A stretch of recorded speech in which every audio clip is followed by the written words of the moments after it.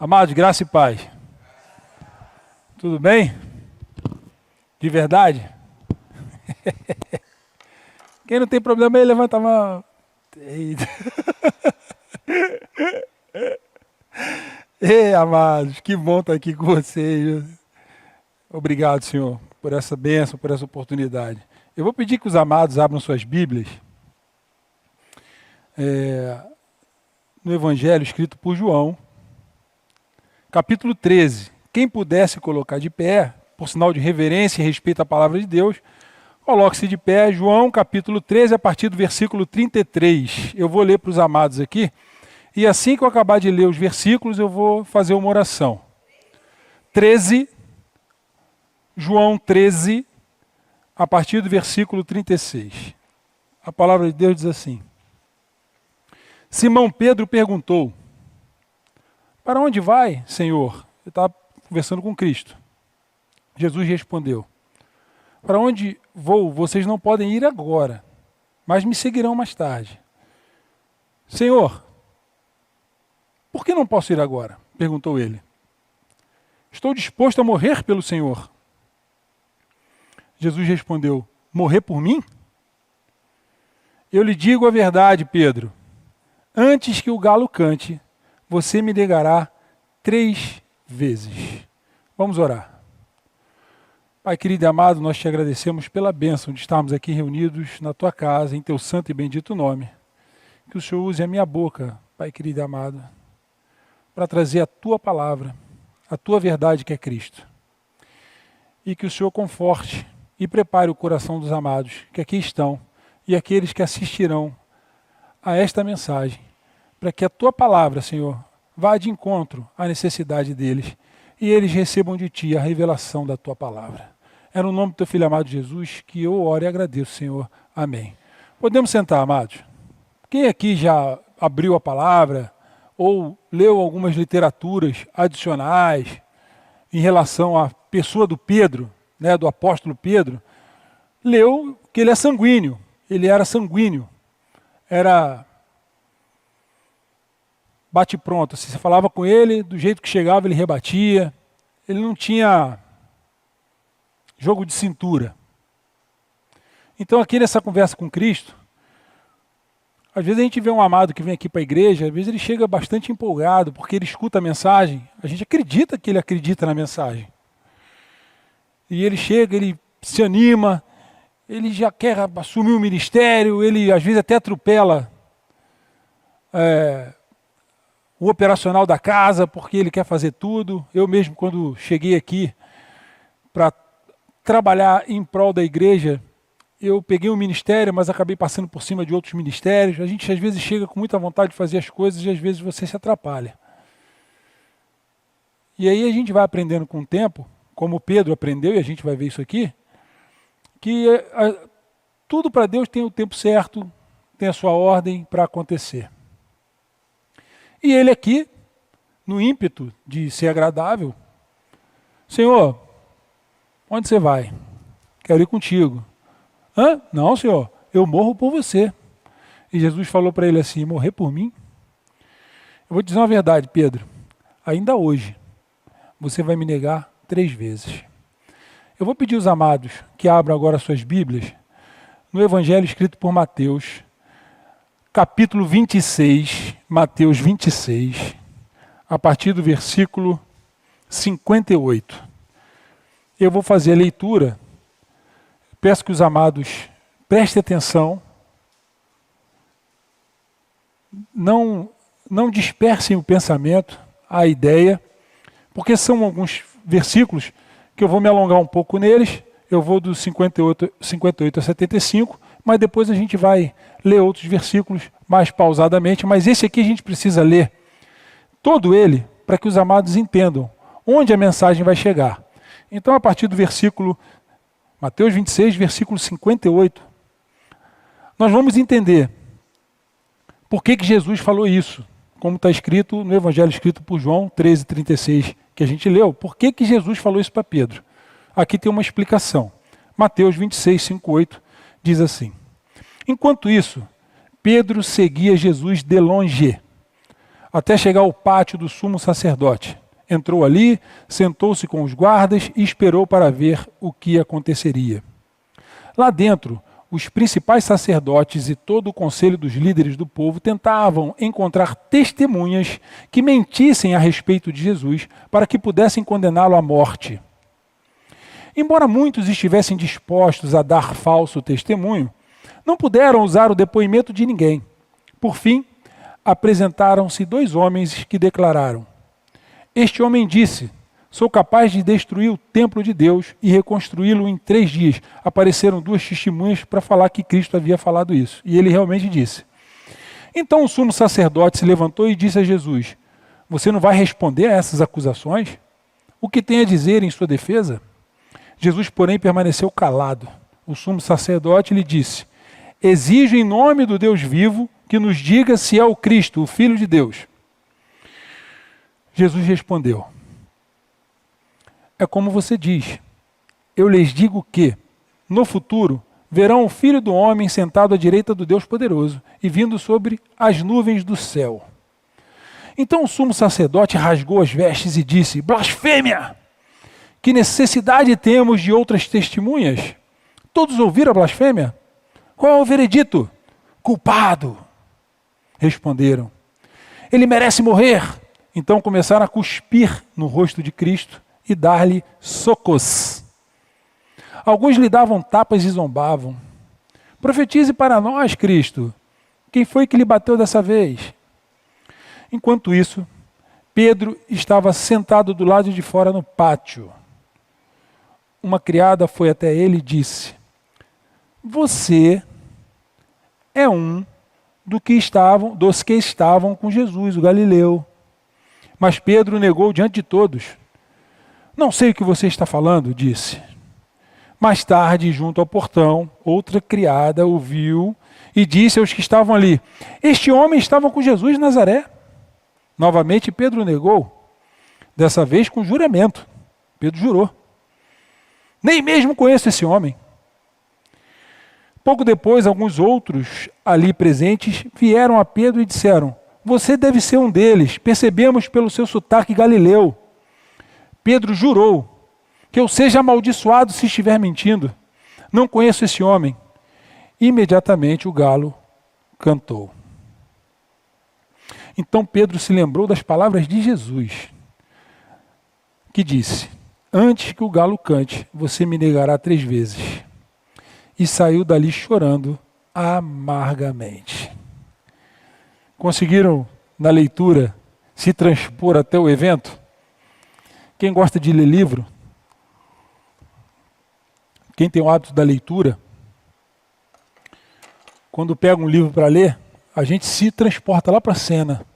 Esse é o grande barato de ler um livro. E a palavra de Deus nos dá essa oportunidade também, da gente se transportar para o local e ver toda essa situação. Pedro querendo se mostrar uma pessoa com fé, pronto para a obra, disposto a morrer por Cristo, e Cristo perguntou para ele: Morrer por mim? Antes que o galo cante, você vai me negar 3 vezes. E aí a gente leu aqui todo o discurso do acontecido, e Pedro negando a Cristo 3 vezes, e no fim saiu dali chorando amargamente. Aí vocês podem: Mas Palmeira, a gente conhece essa história. Tá bom. Eu também conhecia, talvez não com tantos detalhes, mas eu também conhecia. Quando e como seguimos a Jesus de longe nos dias de hoje? Percebam que no versículo 58 do capítulo 26 de Mateus, o versículo diz assim: Enquanto isso, Pedro seguia Jesus de longe. A gente aqui é abençoado demais, amados, porque a gente aprendeu, todo esse tempo que a gente está aqui ouvindo a mensagem, que Cristo vive em nós. É Ele que transforma as nossas vidas. A gente aprendeu aqui que não é Ele estar à frente, do lado, atrás. Ele precisa viver em nós. A gente aprendeu aqui com as mensagens, com a palavra, através da palavra, né? O pastor traz a mensagem, mas a gente sempre consulta a palavra. E é por isso que a gente está aqui até hoje, não é? Porque a gente tem ouvido aquilo que está escrito. Porque Jesus falou, está escrito. Se está escrito, é verdade. Que a obra que Cristo fez na cruz do Calvário não foi só para morrer no nosso lugar. Sexta-feira a gente esteve conversando sobre isso, né? Na casa da Denise. Ele não veio morrer só no meu lugar. Isso é o que a gente escuta por aí. Porque tudo que a gente escuta ele é meu salvador, ele morreu no meu lugar, ele tomou os meus pecados no corpo dele. Ok. Mas a palavra diz que ele nos atraiu no corpo dele, naquele ato da crucificação, nos fez ser crucificado com ele, João 12:32, a promessa que ele fez. Depois nós fomos mortos, sepultados e ressuscitados juntamente com ele. Esse é o diferencial. Pedro, ele já tinha o Espírito Santo?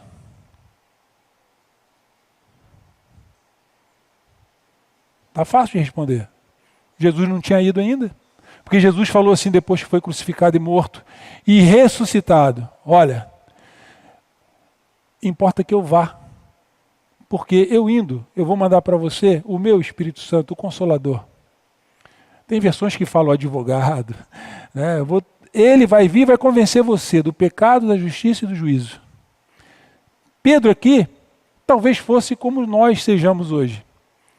Uma pessoa convidada por Deus a crer na palavra dele. Convidado. Deus não precisa ser aceito, Jesus não precisa ser aceito. Nós somos convidados através da palavra a conhecer a obra que ele fez por nós através de Cristo. O estado dele aqui talvez se assemelhe ao nosso, de chegar muito animado, com vontade de aprender, com vontade até de dizer que morre por ele. Mas aqui na hora que a coisa ficou feia, o instinto, a natureza humana dele, aquela que nasce com a gente desde Adão, quando viu a coisa ficar preta, deu no pé. Não, estou contigo, conta comigo. E o quê? Vão matar Cristo. Opa! Mas o texto diz que ele chorou amargamente, porque Jesus falou para ele que ele iria fazer isso. Mateus capítulo 15, versículo 7. Mateus, o evangelho escrito por Mateus 15, versículo 7. A palavra diz assim: hipócritas! Isaías tinha razão quando assim profetizou a seu respeito. Este povo me honra com os lábios, mas o coração está longe de mim. Sua adoração é uma farsa, pois ensinam ideias humanas como se fossem mandamentos divinos. Então a gente acompanha Jesus de longe quando a gente é hipócrita. Quando a gente fala uma coisa, faz outra. Quando a gente diz que vai fazer de um jeito, faz de outro. Quando a gente diz que sente uma coisa, mas a nossa boca fala outra. Aí vocês vão dizer, mas Palmieri, a gente vive num mundo que a gente precisa... Eu digo para vocês que a palavra está escrita aqui, que o Filho de Deus não peca e não mente.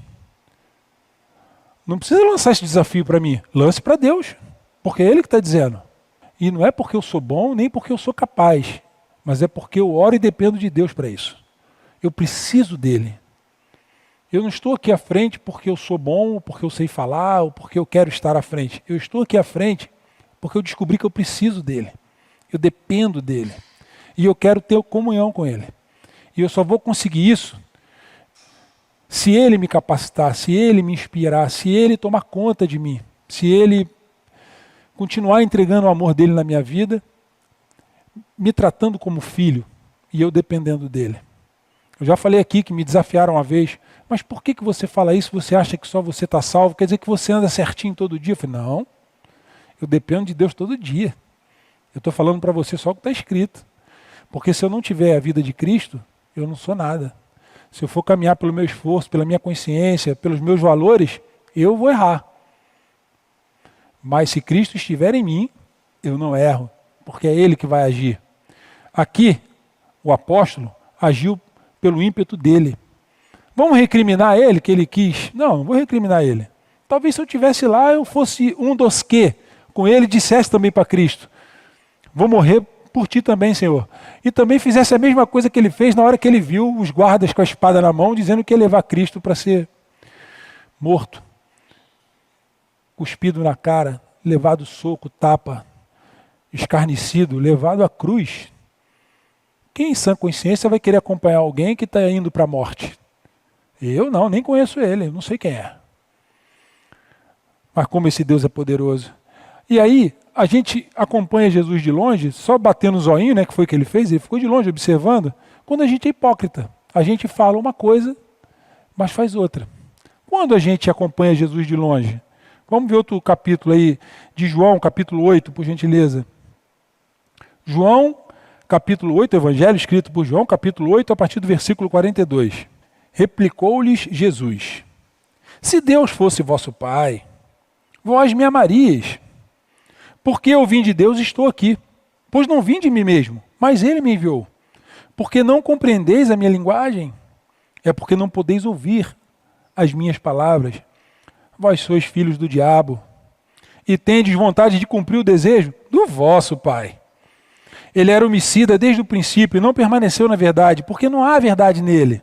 Quando ele diz uma mentira, fala do que lhe é próprio, porque é mentiroso e pai da mentira.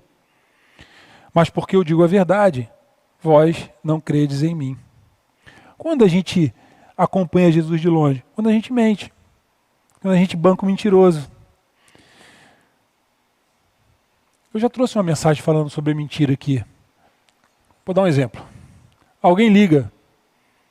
Agora não é mais telefone, eu não tenho mais telefone fixo, a gente tem celular. Mas aí vocês vão viajar na imaginação e tentar entrar na cena. Alguém liga para você, alguém atende, fulano quer falar com você. Aí você vira para a pessoa e fala assim, diz que eu não estou. Fulano não está. Tá bom, é normal. Todo mundo deve fazer isso. É o tipo de coisa que começou a me incomodar lá atrás. Eu falei, espera aí, mas eu estou mentindo, porque eu estou aqui. Diz que eu não posso atender agora. E realmente eu estou ocupado, estou fazendo alguma coisa. Eu não preciso dizer assim, diz que eu não quero atender ele. Eu estou sendo estúpido, estou sendo grosso. Né? É um sentimento que eu tenho em relação àquela pessoa, eu vou ter que me encontrar com ela e dizer assim, cara, nós temos que resolver essa situação. Por que você está me ligando? Eu não quero que você me ligue. Doa quem doer. Mas na hora que ele ligar, se eu estiver ocupado e eu não puder atender, eu não vou dizer que eu não estou. Eu vou dizer assim, diz para ele que eu vou ligar para ele depois, diz para ele que eu não posso atender ele agora, eu não estou mentindo. Eu comecei a mudar meu comportamento em algumas coisas que não me fizessem mentir ou achar que a mentira é algo normal. Porque a mentira não tem tamanho. A mentira é pequenininha, a mentira é grande. Quem mente pouco, mente no muito. Então mentir também é um hábito. Mentir é um hábito que a gente tem que cortar. Na raiz. Às vezes até correndo o risco da pessoa ficar chateada com você. Mas uma coisa que eu aprendi a apreciar depois que eu passei a fazer isso é quando a pessoa diz o que pensa na minha cara. Me magoa na hora, me deixa chateado, mas eu valorizo esse tipo de pessoa. Por quê? Porque ele não mentiu para mim. Ele falou a verdade, ele falou o sentimento dele. Na hora eu vou ficar magoado, mas aquele cara ali cresceu no meu conceito. Porque ele não foi hipócrita, que foi o primeiro sintoma que a gente achou daquele que só acompanha Jesus de longe, como Pedro acompanhava, e nem gosta da mentira. Porque hipocrisia e mentira, elas andam de mão dadas, uma com a outra. Vamos ver outro? Segunda carta a Timóteo, capítulo 3. A partir do versículo 5, diz assim: serão religiosas apenas na aparência, mas rejeitarão o poder capaz de lhes dar a verdadeira devoção. Fique longe de gente assim. Entre tais pessoas há aqueles que se filtram na casa alheia e conquistam a confiança de mulheres vulneráveis, carregadas de pecado e controladas por todo tipo de desejo. Mulheres que estão sempre em busca de novos ensinos, mas jamais conseguem entender a verdade. Tem alguns detalhes aqui nesses versículos interessantes, né? São religiosos na aparência, mas rejeitam o poder que é capaz de mudar a vida delas. Vamos ficar longe de gente assim. Essas pessoas se infiltram na casa de pessoas que também não querem nada com nada. São incapazes de conhecer a verdade porque ficam atrás de ver pauzinho brilhar no céu, achar pelo em ovo. A pessoa vem aqui, eu e Mariano, a gente trabalhou com futebol há muito tempo. A gente hoje vê tanta gente falar de futebol, mudaram as nomenclaturas todas do futebol. Talvez se eu e Mariano hoje fôssemos conversar com um treinador novo, ele ia falar assim, que língua que vocês estão falando? Porque o futebol simples, ele tinha uma linguagem simples. Mas hoje, rebuscaram, pegaram o futebol, fizeram dele, é igual o pessoal do marketing, vai gostar de colocar inglês nas determinações, eu nunca vi coisa igual, para quê? É simples, precisamos ter um briefing, precisamos disso, gente, fala o português simples, é só para a gente entender o que precisa. As pessoas chegam aqui e ouvem assim, olha, Jesus, ele veio porque você nasceu, viveu e vai morrer morta para Deus, porque você nasceu descendente de Adão, e todo mundo que nasce de Adão, nasce morto para Deus. Mas Cristo veio para te atrair no corpo dele, lá na cruz do Calvário, na crucificação, morte, sepultamento e ressurreição. Você é ressuscitado juntamente com ele. Como é isso? Revelação. Está escrito, você acredita? Porque no reino de Deus, quando Deus reina em você, a ordem é diferente. Primeiro você escuta, acredita, depois ele te dá o entendimento. Senhor, o Senhor está dizendo que o Senhor me atraiu no seu corpo, que eu morri com o Senhor e fui ressuscitado juntamente com o Senhor, eu creio. Me dá o entendimento. O Senhor está dizendo, está valendo. Aí ele vai te dar o entendimento. Aí você vai passar a acreditar no que está escrito, porque é ele quem revela. Não é o pastor, não é o irmão que está me semeando, não é a célula, é o Espírito Santo que revela. Aí a pessoa ouve algo tão simples, que é simples, viu? Eu falei em menos de um minuto. A nossa morte no corpo de Cristo, sepultamento e ressurreição e o ser nova criatura.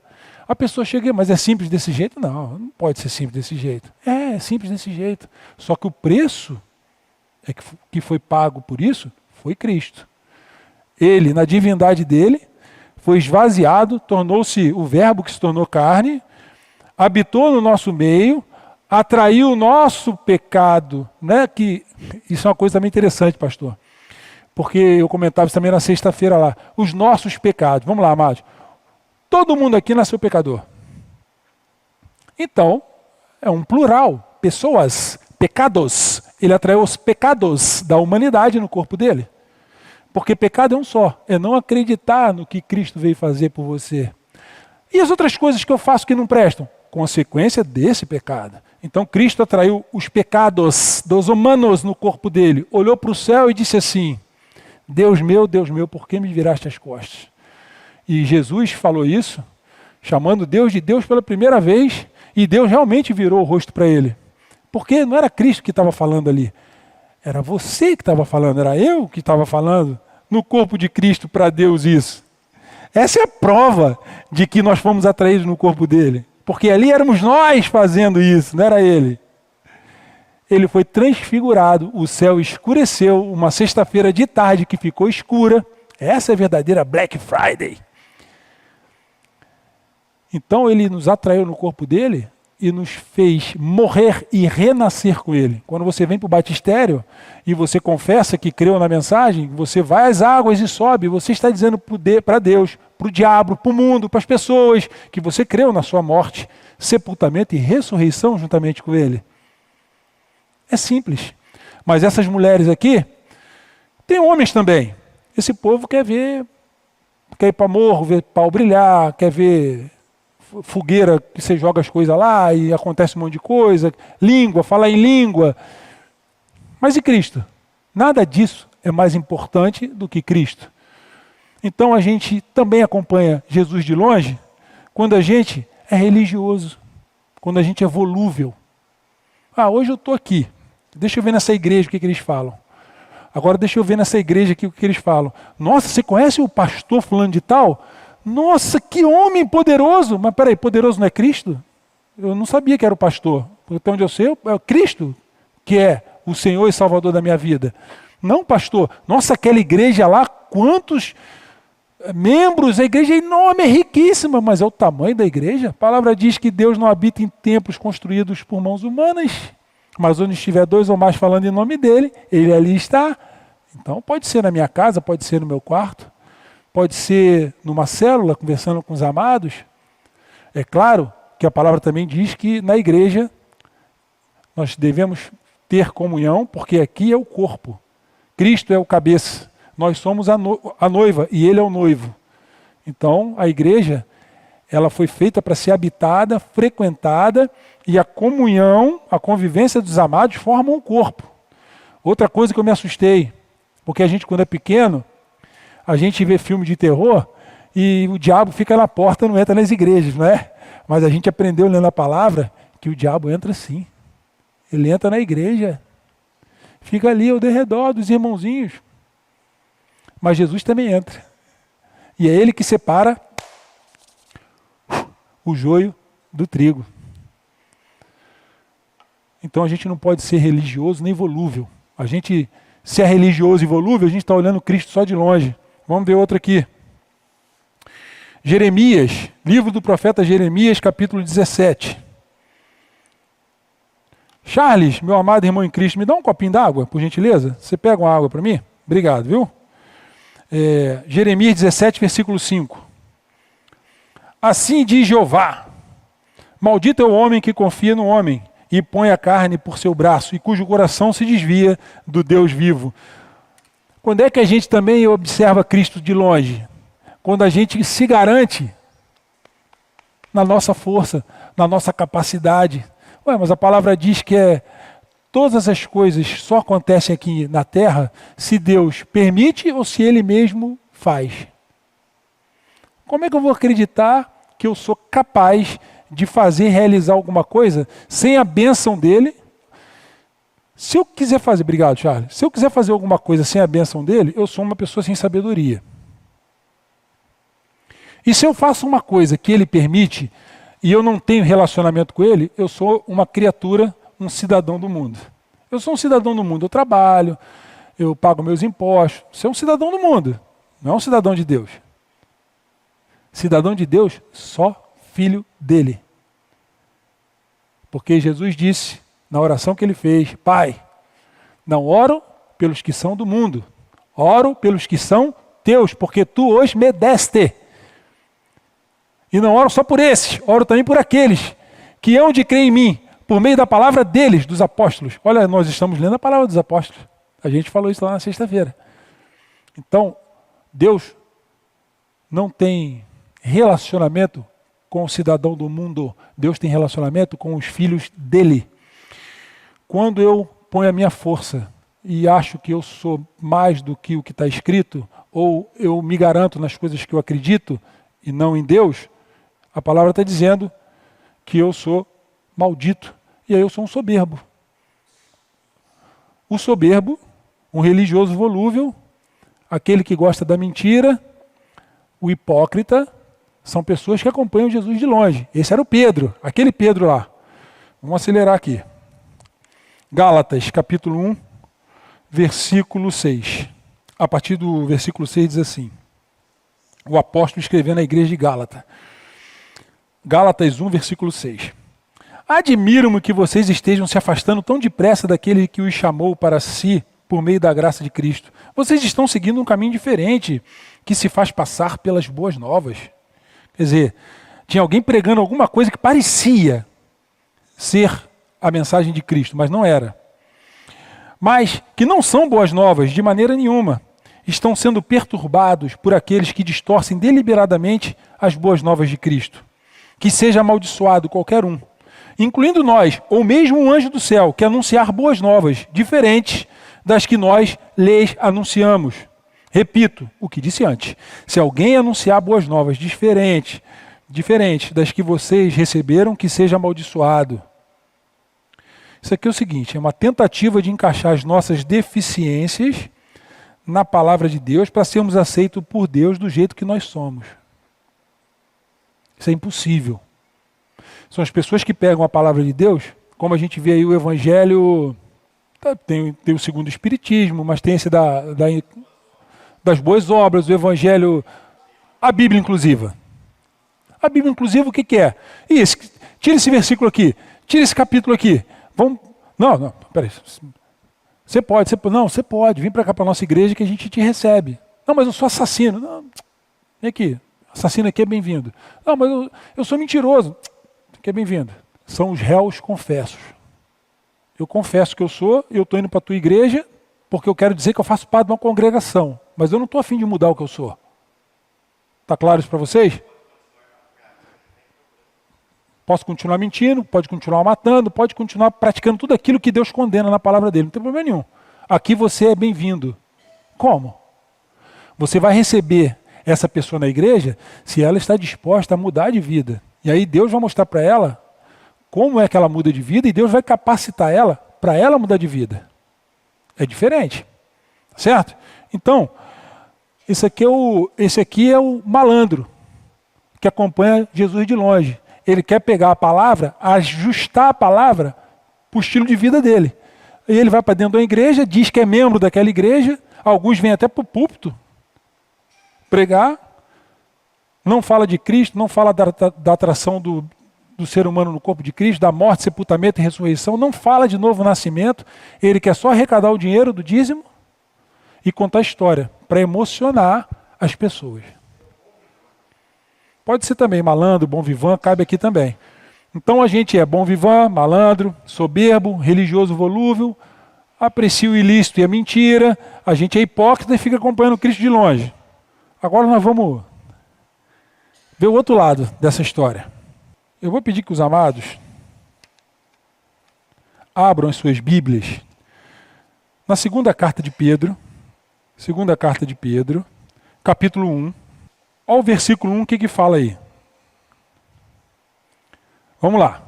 Simão Pedro, escravo e apóstolo de Jesus Cristo, aos irmãos que, mediante a justiça de nosso Deus e Salvador Jesus Cristo, receberam conosco uma fé igualmente valiosa. Aí ele começa a descrever aqui. Mas quem é que está aqui escrevendo? Pedro. Está claro isso para os amados? Vou repetir, ó. Simão Pedro, escravo e apóstolo de Jesus Cristo, aos irmãos que, mediante a justiça do nosso Senhor, do nosso Deus Salvador e Jesus Cristo, receberam conosco uma fé igualmente valiosa. Então ele está mandando uma carta para os amados irmãos. E aí eu vou pedir vocês para acelerar aí e vamos no versículo 12. Olha o que Pedro vai falar aqui. A partir do versículo 12. Por esse motivo, sempre cuidarei de vos lembrar destes princípios, se bem que estáis bem inteirados deles, assim como estáis solidamente firmados na verdade que recebestes.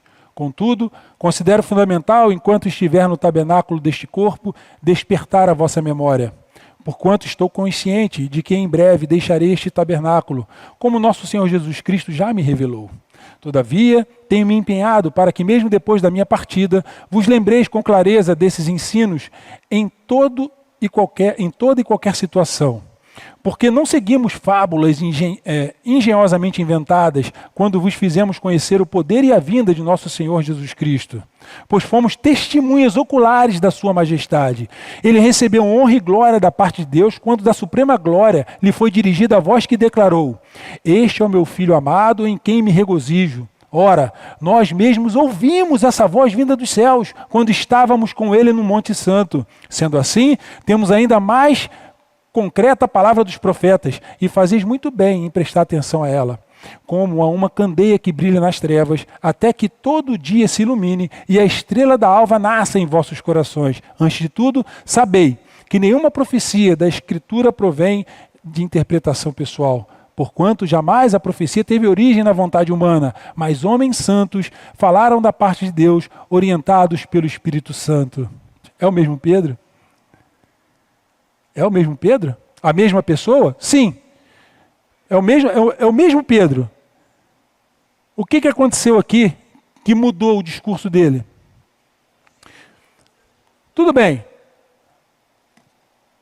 Eu vou ler aqui para os amados. Jesus já tinha sido crucificado e já tinha enviado o Espírito Santo. Um texto do historiador Eusébio de Cesareia.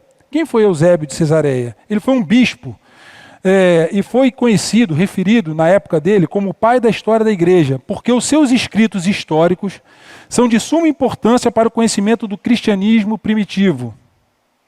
É considerado o primeiro historiador do cristianismo. Então, Eusébio de Cesareia foi um historiador que compilou o contexto da Bíblia e contou uma história paralela ao que vinha acontecendo e aconteceu nas Escrituras. Ele cita que Pedro foi crucificado de cabeça para baixo. O texto diz, em Roma, Pedro foi crucificado de cabeça para baixo, forma de martírio que ele mesmo tinha considerado justa. Ele pediu para ser crucificado de cabeça para baixo, porque ele diz que ele não poderia ser crucificado como Cristo, que ele